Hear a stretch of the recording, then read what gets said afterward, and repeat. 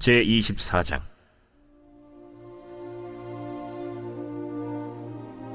아브라함이 나이가 많아 늙었고 여호와께서 그에게 범사의 복을 주셨더라. 아브라함이 자기 집 모든 소유를 맡은 늙은 종에게 이르되, 청하건대 내 허벅지 밑에 내 손을 넣어라. 내가 너에게 하늘의 하나님, 땅의 하나님이신 여호와를 가리켜 맹세하게 하노니, 너는 내가 거주하는 이 지방 가나안 족속의 딸 중에서 내 아들을 위하여 아내를 택하지 말고 내 고향 내 족속에게로 가서 내 아들 이삭을 위하여 아내를 택하라. 종이 이르되, 여자가 나를 따라 이 땅으로 오려고 하지 아니하거든. 내가 주인의 아들을 주인이 나오신 땅으로 인도하여 돌아가리이까. 아브라함이 그에게 이르되, 내 아들을 그리로 데리고 돌아가지 아니하도록 하라.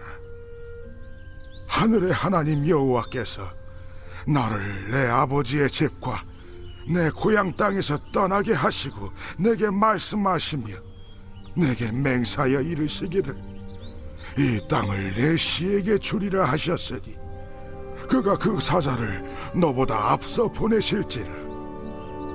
네가 거기서 내 아들을 위하여 아내를 택할지니라. 만일 여자가 너를 따라오려고 하지 아니하면 나의 이 맹세가 너와 상관이 없나니 오직 내 아들을 데리고 그리로 가지 말지니라. 그 종이 이에 그의 주인 아브라함의 허벅지 아래에 손을 넣고 이 일에 대하여 그에게 맹세하였더라.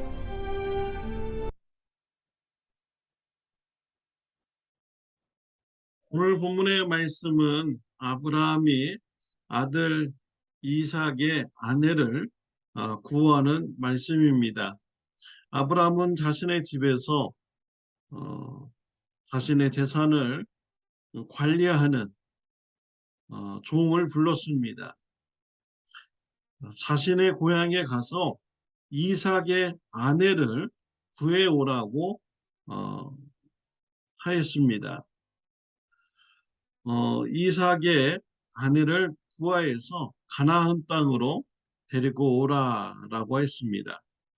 그러자 종이 아브라함에게 묻습니다.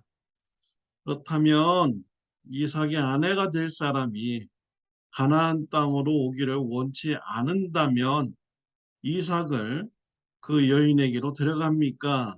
라고 물었습니다. 아브라함은 허락하지 않았습니다. 가나안 땅에 오지 않는 이런 여인은 우리와 아무 상관이 없다라고 하였습니다. 며느리가 가나안 땅에서 살기를 원했던 것이죠. 왜 그랬을까요?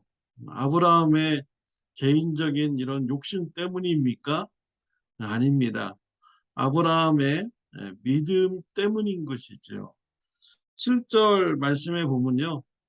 하늘의 하나님 여호와께서 나를 내 아버지의 집과 내 고향 땅에서 떠나게 하시고 내게 말씀하시며 내게 맹세하여 이르시기를 이 땅을 내 씨에게 주리라 하셨으니 그가 그 사자를 너보다 앞서 보내실지라. 네가 거기서 내 아들을 위하여 아내를 택할지니라 라고 하였습니다. 하나님께서 아브라함을 불렀을 때 가나안 땅을 아브라함과 그 후손들에게 주신다라고 약속하셨다. 하나님께서 너보다 먼저 사자를 보내어서 이삭의 아내를 준비하여 주실 것이다 라고 아브라함은 종에게 말하였습니다. 아브라함은 하나님의 약속을 붙들었기 때문에 이삭의 아내가 가나안 땅에 오기를 원했던 것이죠. 이삭과 그 아내가 하나님께서 주신 땅, 가나안 땅에서 살기를 원했습니다. 믿음으로부터 나온 이런 행동인 것입니다. 결론이 어떻게 되었습니까? 아브라함의 믿음대로 되었습니다. 하나님께서 이삭의 아내를 먼저 준비해 주셨습니다. 아브라함의 종이 이삭의 아내 될 사람을 만나게 되었고 또 가나안 땅으로 돌아오게 되었습니다. 이삭과 결혼하여서 가정을 이루게 되는 믿음의 가족이 세워지게 되었습니다. 아브라함의 믿음대로 된 것입니다. 사랑하는 성도 여러분, 여러분들의 그런 손자, 손녀들, 배우자를 구해야 될 이런 시기가 되었습니까? 어떤 것을 보시고 배우자를 선택하기를 원하십니까? 어떤 인종인가? 또 얼마나 많이 배웠는가? 얼마나 많은 재력을 가지고 있는가? 얼마나 많은 능력이 있는가? 얼마나 외모가 출중한가? 이런 것을 기준으로 삼으십니까? 아브라함은 믿음을 근거로 해서 며느리를 구하였습니다. 저와 여러분들도 세상적인 이런 조건을 보기보다는 믿음을 보시는 저와 여러분들이 되시기를 바랍니다. 믿음의 사람을 여러분의 손자, 손녀의 배우자로 들어오도록 기도하시기를 바랍니다. 성경에 보면 잘못된 여자와 결혼해서 가족들에게 어려움을 주고 또 민족들에게 어려움을 주는 사람들이 있었습니다. 이삭의 아들 에서는 하나님을 믿지 않는 이방인 여인과 결혼을 하였습니다. 그래서 이삭에게 매우 근심이 되는 이러한 부부가 된 것이죠. 에서의 후손들이 어떻게 되었습니까? 에돔 족속이 되었습니다. 이스라엘을 대적하고 괴롭히는 이러한 족속들이 된 것이죠. 가족의 근심이 되었고 또 민족의 근심이 되는 이러한 일이 이루어지게 된 것입니다. 믿음의 사랑을 가정에 들이지 못해서 가족과 민족의 아픔을 당하는 이러한 일이 벌어지게 되었습니다. 또 삼손을 보십시오. 삼손은 블레셋 여인과 결혼을 하였습니다. 삼손의 부모님은 이스라엘 사람 중에서 믿음의 사람들 가운데서 결혼하기를 원했습니다. 그러나 삼손은 믿음의 사람을 원치 않았습니다. 우상을 섬기는 이런 여인과 결혼을 한 것이죠. 삼손은요, 출생부터 하나님께서 사사로 사용하려고 예정된 사람이었습니다. 그럼에도 불구하고 삼손은 하나님의 원하시는 뜻대로 살지 않았습니다. 그는 오히려 자기가 원하고 자기의 그런 눈에 보기에 좋은 자기 마음에 드는 이러한 일을 하기를 원했던 것이죠. 그래서 하나님을 섬기지 않는 우상을 섬기는 이런 여인과 결혼했습니다. 어떻게 되었습니까? 삼손의 그런 배우자는 블레셋 사람들로부터 죽임을 당했습니다.